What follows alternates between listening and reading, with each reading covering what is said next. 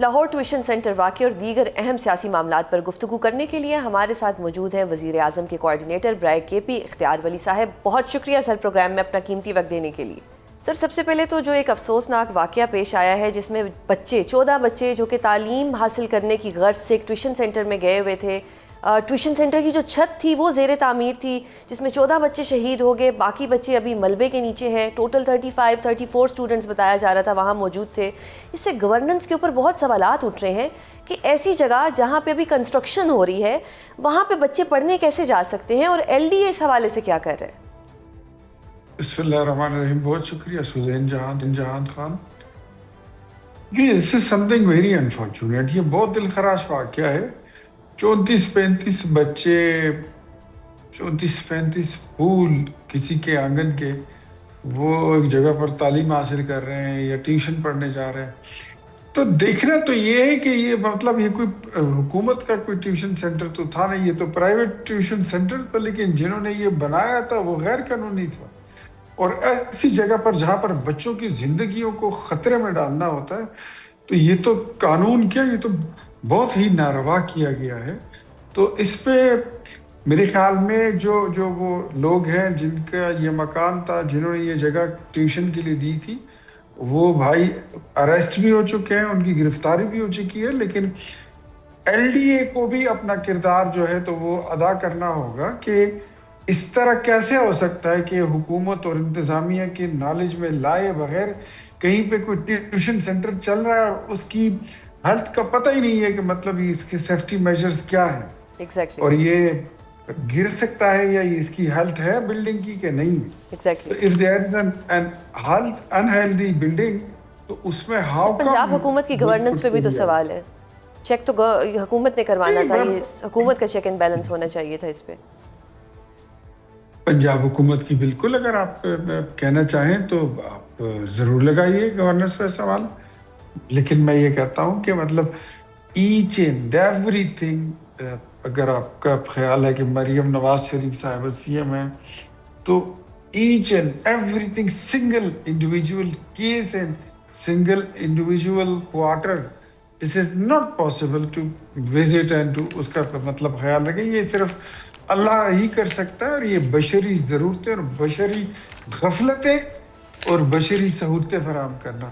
انسان کن اونلی اس میں اپنا حصہ ڈال سکتا ہے, اپنی بساط کے مطابق ایک نظام چھوٹا سا بنا سکتا ہے, ڈی پی اوز کا, ڈی سیز کا, تحصیلداروں کا, خاصاداروں کا, کمشنرز کا وغیرہ وغیرہ, اور آپ کوشش کر سکتے ہیں. لیکن ان سب لوگوں کو اکاؤنٹیبل ٹھہرانا چاہیے جن کی غفلت کی وجہ سے یہ واقعہ پیش آیا.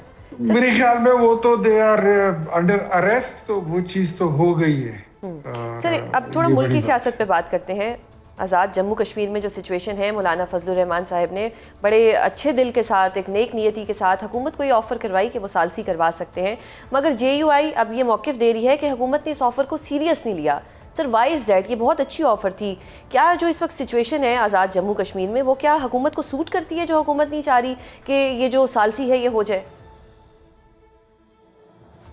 حکومت تو ثالثی چاہتی ہے,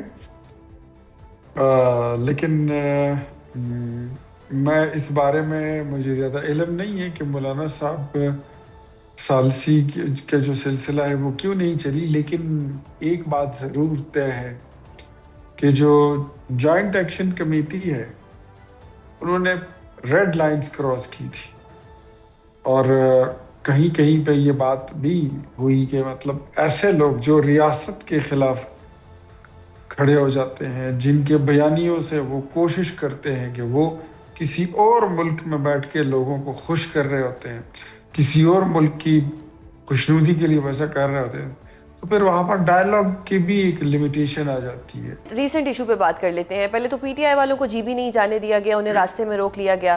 اب یہ سچویشن جو ہے, اور سیم ٹو سیم تحریک تحفظ آئین پاکستان جب وہ جانا چاہ رہے تھے کشمیر تو ان کو بھی نہیں جانے دیا گیا. سر کشمیر کب سے نو گو ایریا بن گیا ہے کہ تحریک تحفظ آئین پاکستان والے وہاں جا بھی نہیں سکتے؟ اس دن سے نو گو ایریا بن گیا تھا جس دن آپ نے دیکھا ہوگا کہ یہی جوائنٹ ایکشن کمیٹی والوں کی ویڈیو اور آڈیو لیک ہو گئی تھی 600 رائفلوں والی, یاد ہے آپ کو؟ تو مطلب اب کوئی بھی وہاں نہیں جا سکتا, وہ سب کے لیے نو گو ایریا ہے. نہیں ایسا نہیں کہا تھا. ان کو یہی بتایا گیا تھا کہ مطلب آپ وہاں جا تو رہے ہیں اور ان کو خون ہی چاہیے. اگر خدا نہ خواستہ آپ کو نقصان پہنچایا گیا کہ وہ اپنے ملفائڈ انٹینشن تک پہنچ سکیں تو پھر اس کا ذمہ دار کون ہوگا؟ پھر آپ بولیں گے کہ ہمارے بندے آپ نے اسی لیے بھجوا دیے. کیوں جانے دیا گیا تھا ہمارے بندوں کو؟ کہ وہاں پر ان کی زندگی کو خطرہ تھا. تو ڈیفینیٹلی وہاں پہ تھریٹس ہیں. تھریٹس تھی تو اس وجہ سے ان کو بتایا گیا ہے، روکا نہیں گیا. باقی مرضی آپ کی، آپ جانا چاہتے ہیں لیکن تو سر جائیں، لیکن the things are not good. Sir اس سچویشن کو بنیاد بنا کے رائٹ آف ایکسیس کو تو نہیں روکا جا سکتا نا؟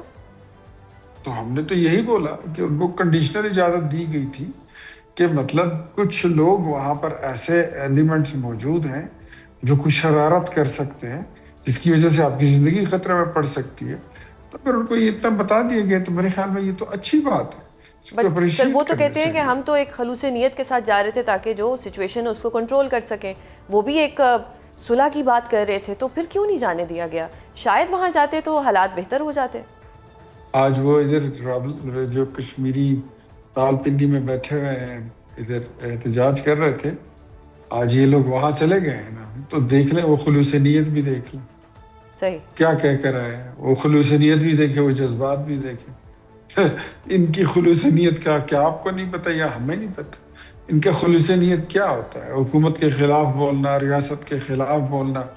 اور پھر میں معذرت کے ساتھ اپنے محمود خان چکھدئی صاحب جو ابھی تازہ تقریر کر کے آئے ہیں کہ ایک اور دو بچہ لڑکا نوجوان دو اپنے گھروں سے میں لشکر بنانا چاہتا ہوں، یہ خلوص نیت ہے؟